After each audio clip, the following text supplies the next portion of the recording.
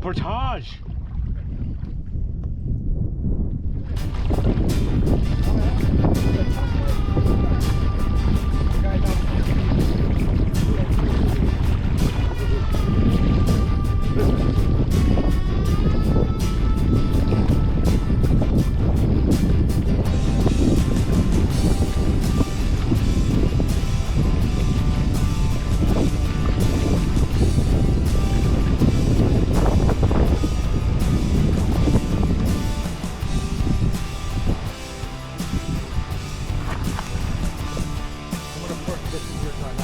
All right, that's fine.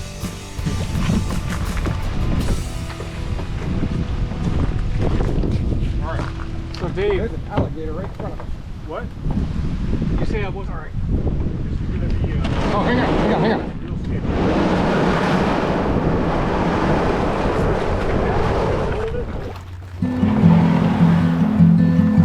Hold on.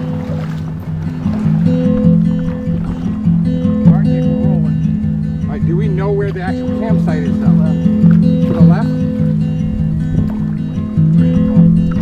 Alright. We are definitely above the tap.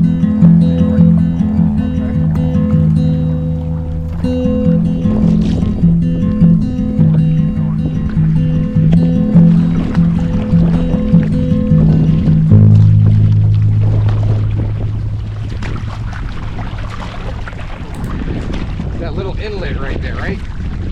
Currently waterproof. I made sure I packed like that. A little. Yeah,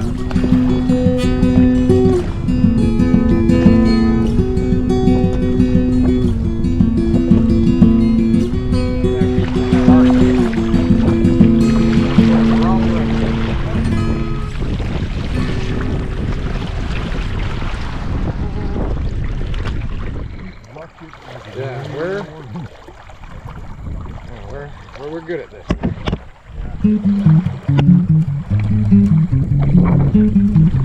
think we're coming up on it here.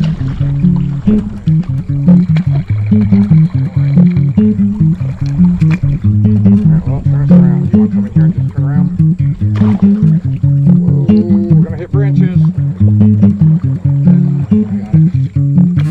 Oh, you're gonna see so many things from sharks, alligators.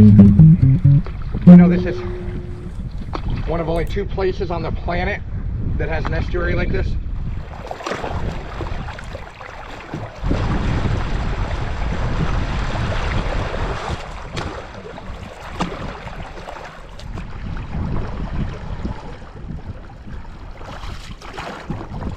Yep, absolutely.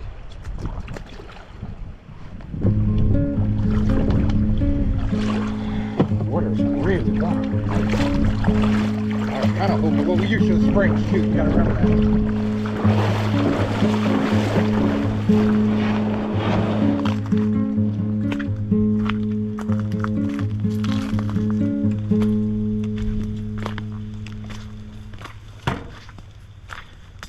My sandals just busted. It's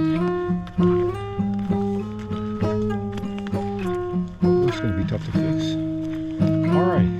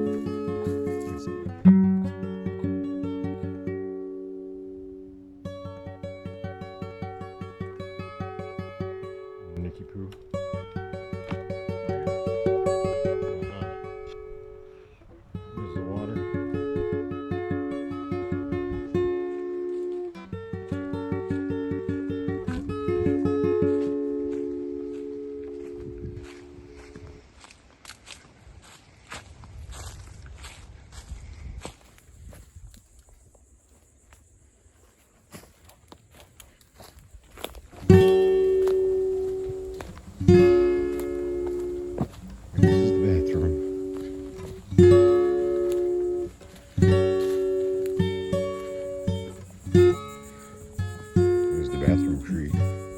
This is the secret way in behind the island.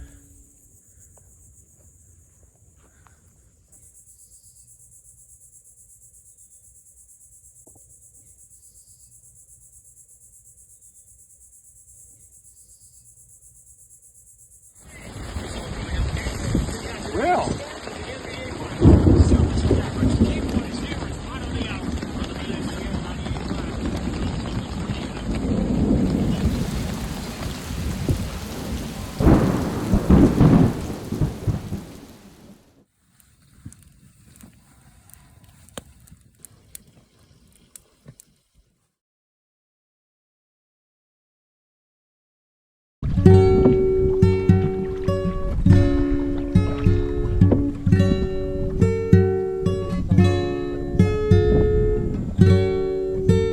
We used his inflatable kayak until it was broken. It's tore up, it's gone.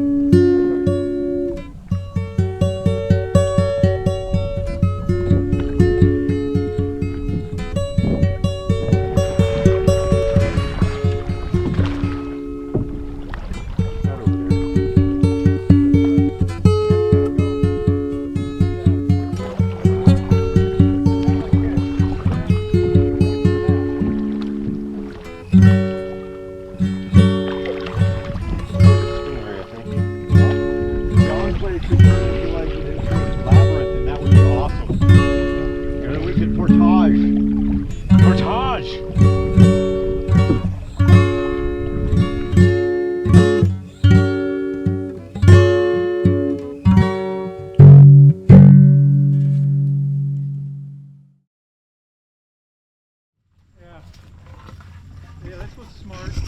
Shut up. It smells like growth in here. Maybe. Is this the open up?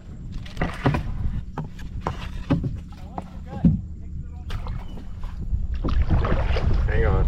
I'm gonna.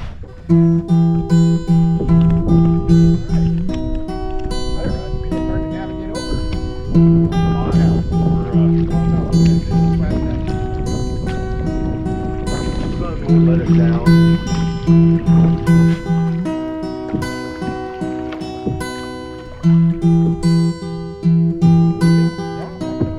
That's not moving. No, that's not. Yeah, we're on the island.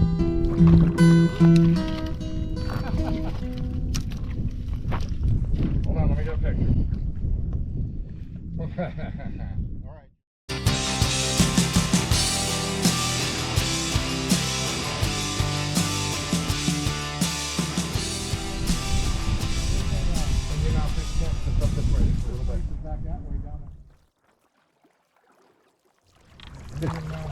I want to get out of the traffic, dudes. Let's stay to the left more. I want to get the tie.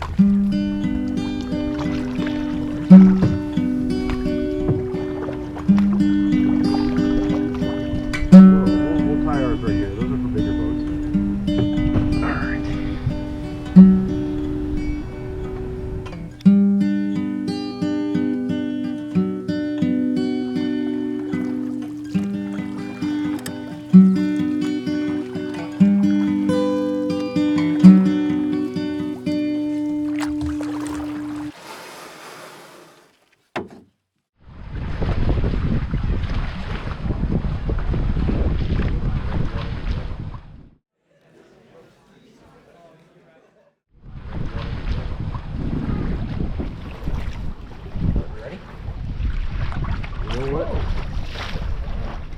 Well, I just want to get the lift here. You go backwards, that's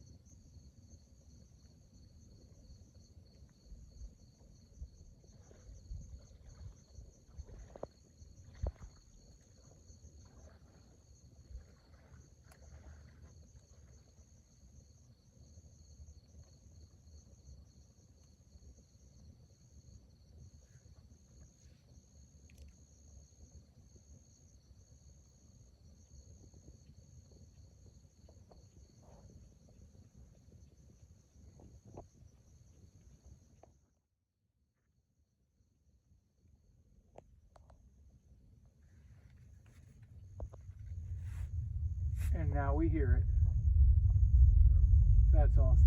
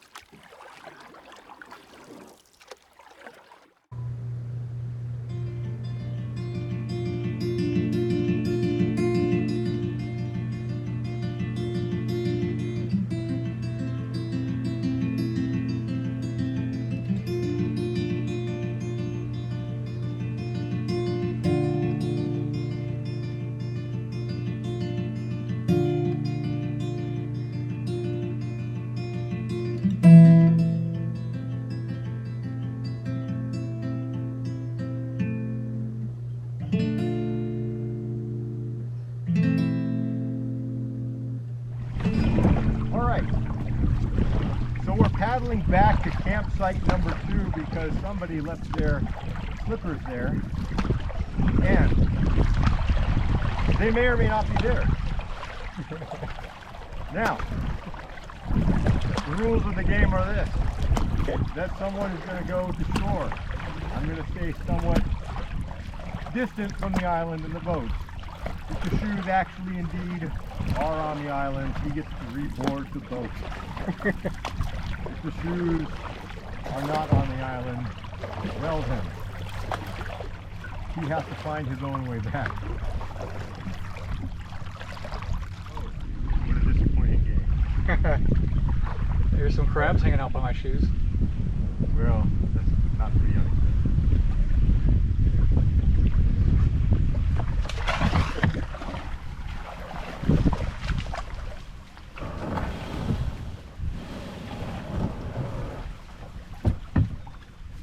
Well,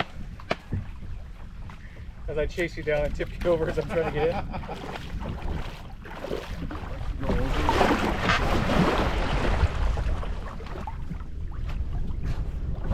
No.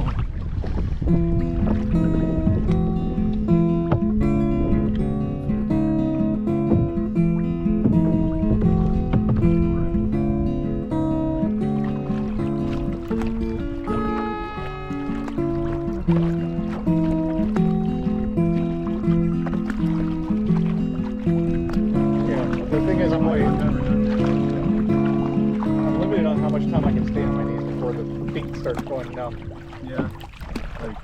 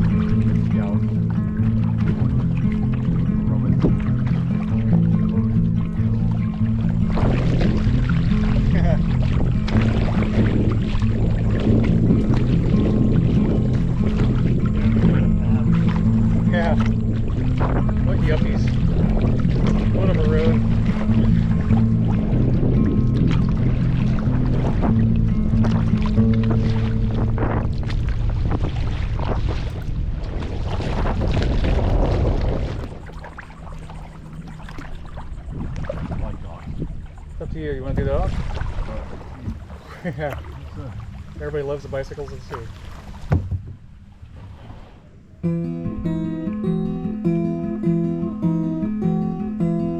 It looks straight as it can, but I don't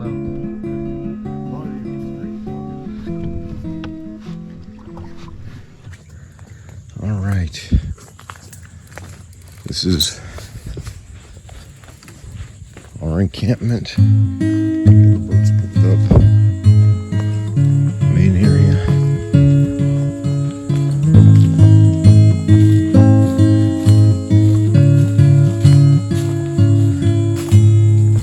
Got our hammocks.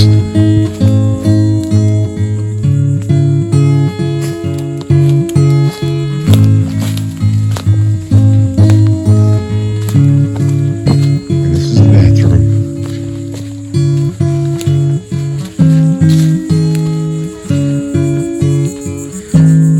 There's the bathroom tree.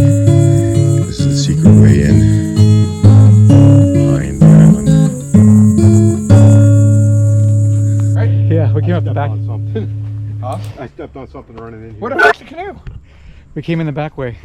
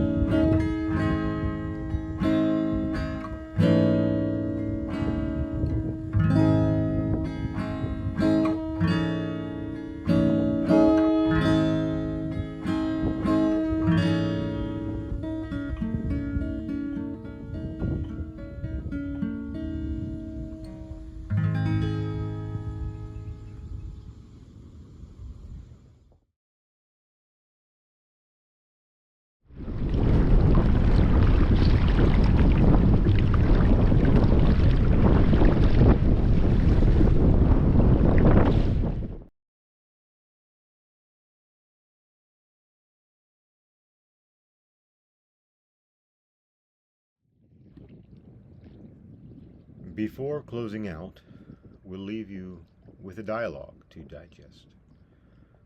I think assigning designations to months is ridiculous. For example, this month just happens to be Men's Mental Health Month. This also happens to be the month that I'm off work for a little bit and have time to go on a couple of adventures, and one of those adventures might be described as a men's mental health adventure. Let's talk about men's mental health. First off, there is no separation among mental, spiritual, physical, and intellectual health.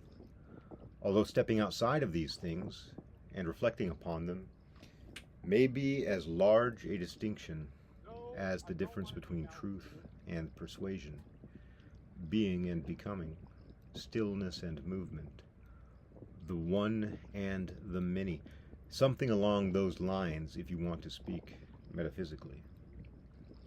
We could do a deep dive on one single quote by Henry David Thoreau that all men lead lives of quiet desperation. Thoreau deserves literary accolades for that one line alone. One of the most important aspects about being a man is the desire to be alone. And it manifests in different forms, and it's expressed in different forms. For example, I have a job where lots of people come to me every single day and want me to solve their problems, and it's very socially stimulating. At the end of the day, I require a break from society, and at least once a week and once a month, a staggeringly greater break, a quiet place far and alone. It's the greater breaks I'll focus on here. Once or twice a month, I like to go out into the woods or on the water by myself. When I wander off into the woods, I am alone, and I look for woods and a time of day, where and when there are no cars at the trailhead. And when I walk off into the woods, I usually feel a curtain of fear to pass through. If that curtain of fear is not present, then I haven't gotten far enough away from society. And the act of walking through that curtain of fear, pushing it aside, and getting deep into the woods is cathartic in a way that no mental health app or counselor or let's talk about our feelings session could ever provide. That fear is one of my best friends, my greatest comforters, the clearest reflective mirror of truth. It is one of the closest things to catharsis, and if you spend enough time walking deep into the woods, it wears off a little bit. It comes back at night if you're alone. Under those circumstances, it's difficult for any societal or city pollution to exist between oneself and God, one might say. Beware, too, I almost said cursed are, those who try to raise young men, boys, to share and express their feelings and to value those feelings and to attempt to speak of them as any type of therapy before they first learn to be self-sufficient in the wild. They will find their value quickly out here, and they will learn a farmer's wisdom to see what is truly dangerous here in the outside world. They will never have the vocabulary, symbolic or metaphorical, to express the inner world without this. So lock them in the classroom for 7 hours, and don't be surprised when literacy is low and discipline is ephemeral. You failed them because you haven't taken them to the woods to allow them to learn about physical danger and self-reliance. If you want to know what it's like to be a man, we are born and thrive on the outside. Trap men inside and you will see the collapses of society. This is one of the reasons why Baden-Powell's vision for young men has been so successful, and the evolution of the organization he started has failed so dramatically in the last and most recent years, and has ceased to reach its original mission in the present. So where shall wisdom be found? If I were wise, I might know, but I know to search for it. Outside. Get outside by yourself. Learn to be self-sufficient. The wisdom you will find there for your inner and outer life will astound you. Learn, study, don't be careless. Spend the night in the woods by yourself and reflect. If this is not an essential trait to being a man, to thrive alone outdoors and overnight, it is like one, metaphorically so. Every man, even the lost souls of the indoors kind, knows what it is like to be quietly and desperately in the woods. That is the basis of Thoreau's quote. Now, when men get together, we have our inner circles and our outer concentric circles. The alone time is critical, and it's not as important for us to get together with each other as it is to spend time alone at night in the woods, but the benefits of spending time together in brotherhood are grand. Twice a year, I try to get together with my brothers, without the kids, once a year at the very least. The adventure always needs to be challenging, minimalist, whether deep in the woods or on some island. It is difficult to reach, always an element of danger and preparation to understand safety protocols. For example, our goal in this recent adventure was to paddle out to an island campsite for 3 nights and 4 days, survive the bugs, the extreme heat, to bring our own water and food, and to explore, perhaps to fish, to learn about that particular environment, to learn whether or not we could bring our kids there comfortably, affordably, safely, to learn what our shortcomings are. And in our group chat beforehand, we planned what could be planned and researched what could be researched. Part of the plan was to not have an explicit agenda as occurs in the Groundhog Days of our lives. We spoke with the rangers, met at the launch site. We were warned off because of the storms and the heat, but we were there to live in and by the storms and the heat. The way that we talk to each other is critical. We greet each other with love, and from that moment on are hypercritical of each other and look for any crack in each other's armor. We do this with words, cut downs, clever and subtle trolling. If we can find a vulnerability, we attack in the most brutal and concise verbal way possible. The more brutal, the more trollish, the more we laugh, and the more we learn from each other. Good, honest men quickly learn the benefit of this interaction. Men who want integrity thrive in this environment. Men who do not wish to pursue integrity break under the circumstances and will hide under the fear of toxicity into a different gendered psychological process, one that does have great benefit to society, but not among men. We all make mistakes. Let's point them out and improve. Then we learn and move on. Now, this is not a one-size-fits-all pedagogical or andragogical teaching process. This is not how someone would teach calculus in the classroom.